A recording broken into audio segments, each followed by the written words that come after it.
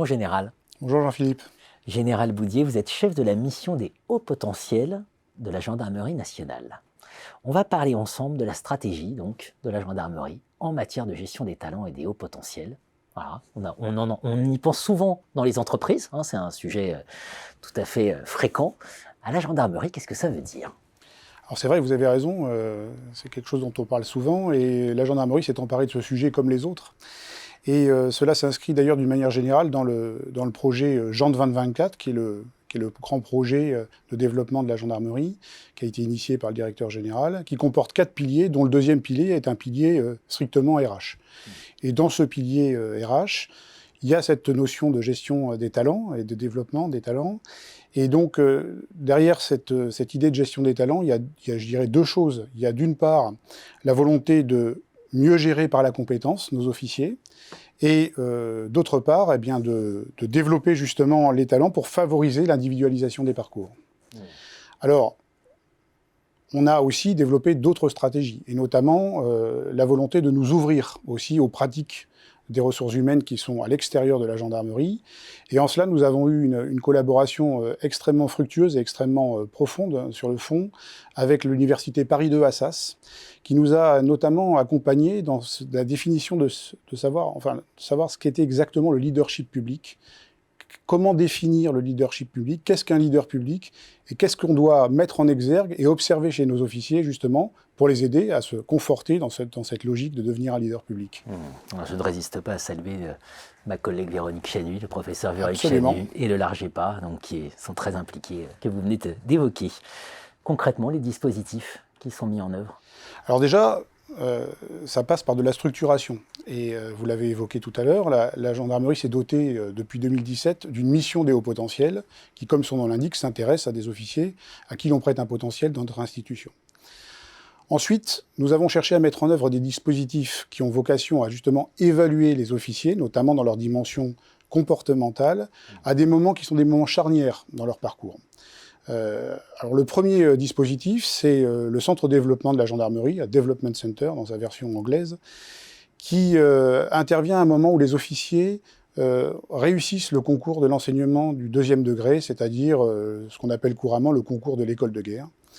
Et à ce moment-là, ils entrent dans le vivier des hauts potentiels de la gendarmerie et on va donc s'intéresser à eux sous cet angle des aptitudes comportementales, dans un dispositif qui est constitué de plusieurs briques, si je puis dire.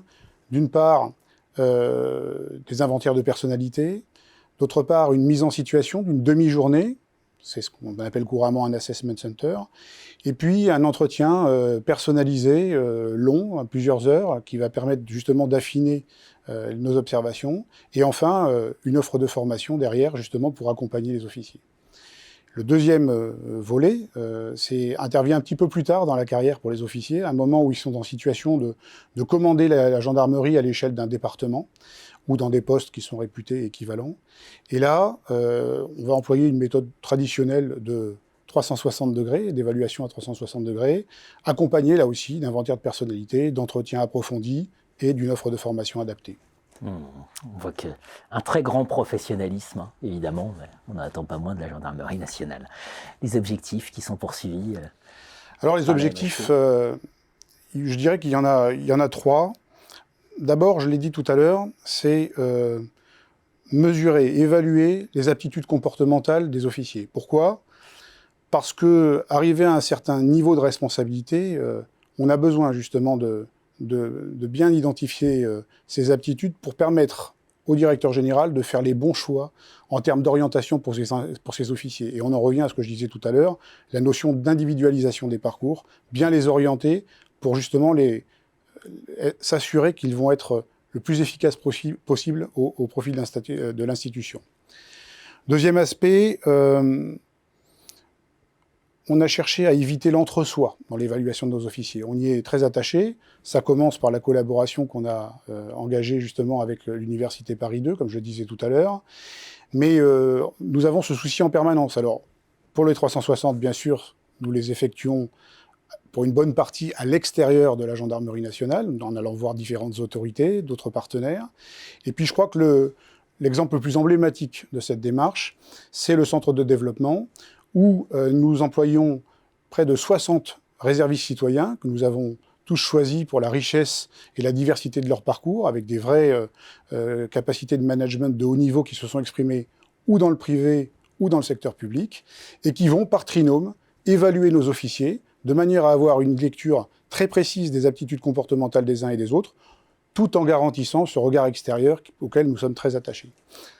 Et le dernier point, je dirais que c'est la contribution que nous avons à l'élévation globale des compétences des officiers, toujours dans ce souci de nourrir la gestion par la compétence, en leur donnant l'opportunité de suivre des formations personnalisées, individualisées en fonction des besoins et de ce qu'on a observé auparavant, et qui sont bien sûr à un très bon niveau. La mission des hauts potentiels de la gendarmerie nationale, un exemple à méditer et dont désormais il faut sans doute s'inspirer. Merci mon général. Avec plaisir.